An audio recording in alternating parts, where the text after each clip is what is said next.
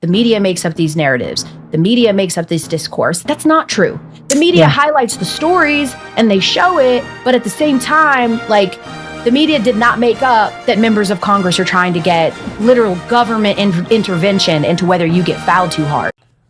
What's up, MMP fam? Well, Elle Duncan has done it again. She has literally gone off the rails, off of her meds.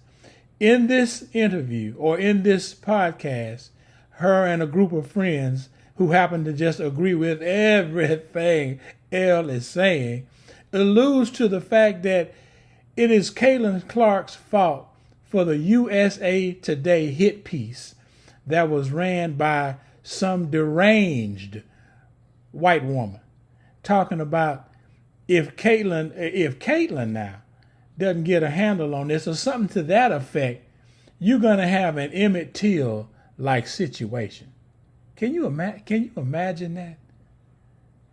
You gonna compare Caitlyn Clark trying to get control of her fan base to you're going to end up with an Emmett Till situation. First of all, Elle, there has been no evidence to date since Clark has been drafted.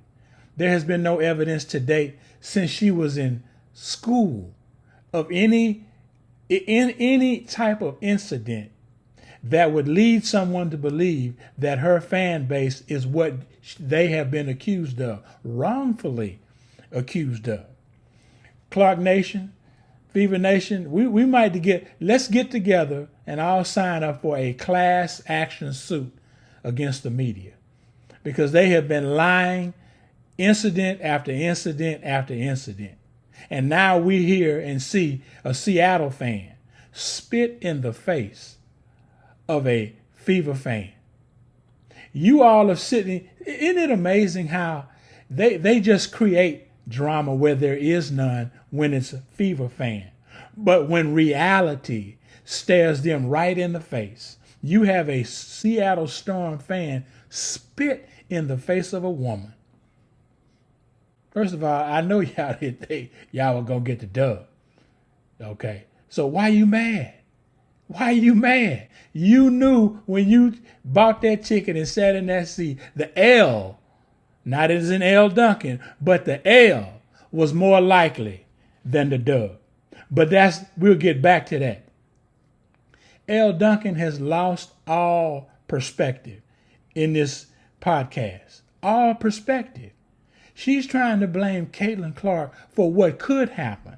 See, nothing is happening, so now they're moving the goalposts and trying to say what could happen, and we need to be concerned. Or Caitlyn. I did a video. Some of y'all may have missed it. Some of y'all may have gotten the point. I called it Caitlyn Luther Clark.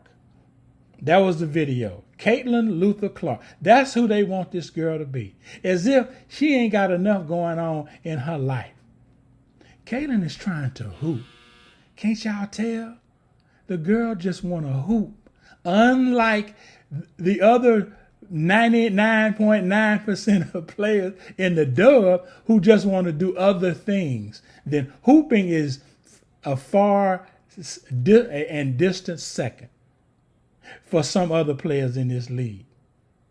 How much are y'all practicing after practice? How much do you practice before practice? What do y'all do away from practice?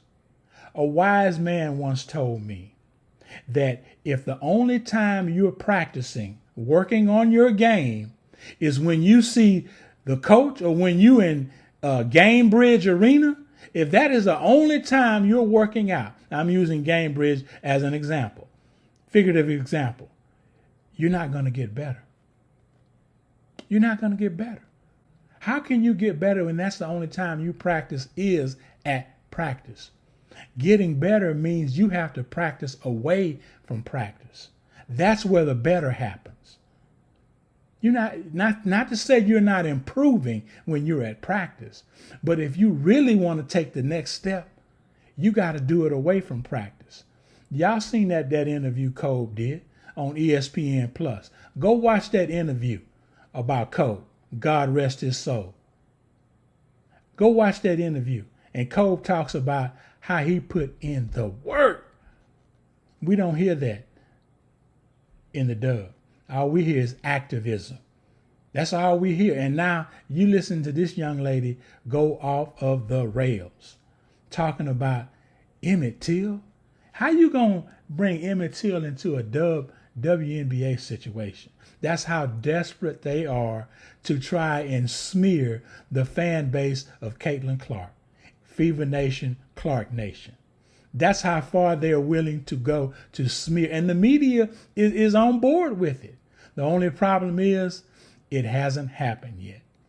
They're just waiting for it to happen. They're chomping at the bit, salivating, waiting for that moment to happen so they can really, you think it's bad now, wait till it actually happens, and now God forbid it ever does. But they're looking for it to happen. They can't wait for it to happen. But are they talking about the fan who spit in the face of a Fever fan? Did y'all see that on CNN today? Let me know if y'all see it on CNN on all the major cable networks. MS Now, which is formerly AKA BS Now. Cap News Network, CNN. Nothing but Cap, NBC. Have y'all seen the fan being spit on? Have you all seen that? Probably not, which should tell you everything you need to know about mainstream media. They're just out to push one narrative. One narrative. They don't want to talk about the other things. Like this is an obvious story. They even have it on video. Guy, a loogie, coming at the camera, spitting at this woman. A woman. Oh my God, a man spitting on a woman. Lord have mercy, if this would have been Fever fan doing this to anybody. If it was a spittoon, then they caught Fever fan spitting in a spittoon, they would have said that was racist. That's neither here nor there. Let's listen to the rest of this nonsense by Elle Duncan.